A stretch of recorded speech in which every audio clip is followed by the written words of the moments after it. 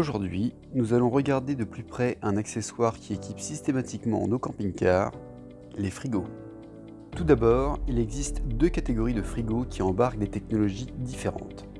Le frigo à absorption, souvent appelé trimixte, et le frigo à compression. Deux technologies qui procureront deux expériences distinctes sur lesquelles nous allons rentrer en détail afin que vous sachiez vers quoi vous dirigez lors de votre achat. Commençons par le plus répandu depuis des années, le frigo à absorption. S'il est aussi répandu dans nos camping-cars, c'est pour une bonne raison.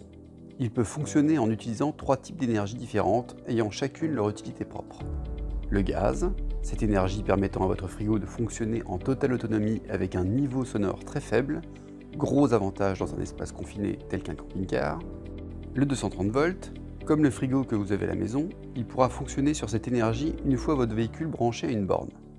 Le 12 volts, cette dernière source d'énergie vous permettra de conserver le froid pendant vos trajets, froid qui sera créé au préalable par le gaz ou le 220.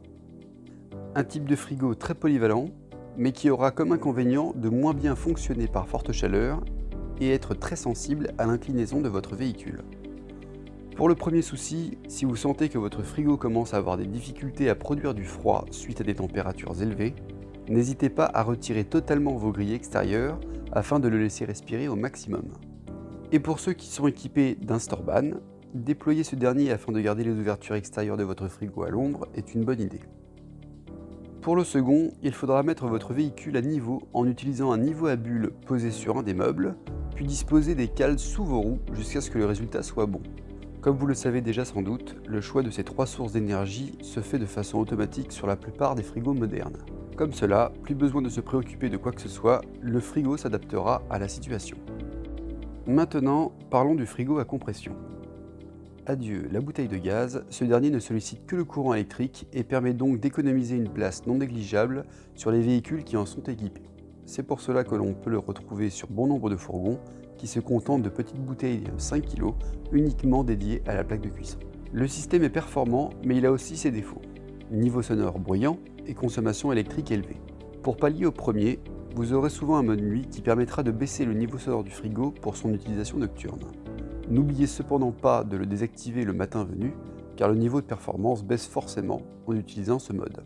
Concernant le second, la consommation électrique, pour les plus nomades d'entre vous, il faudra sûrement penser à installer plusieurs batteries cellules avec le ou les panneaux solaires qui vont avec.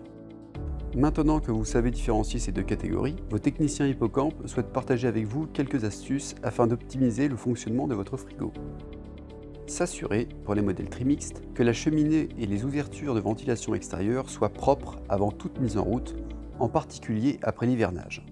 Évitez absolument de mettre de l'eau à travers les grilles extérieures du frigo lors du lavage du véhicule. Les températures du frigo soient de 5 degrés en partie supérieure et 10 degrés en partie inférieure. Que les températures se situent toujours entre 6 et 8 degrés au niveau de la porte. Que les légumes soient placés en hauteur et que les produits laitiers comme le lait, le fromage, les yaourts, etc. soient placés au milieu du frigo.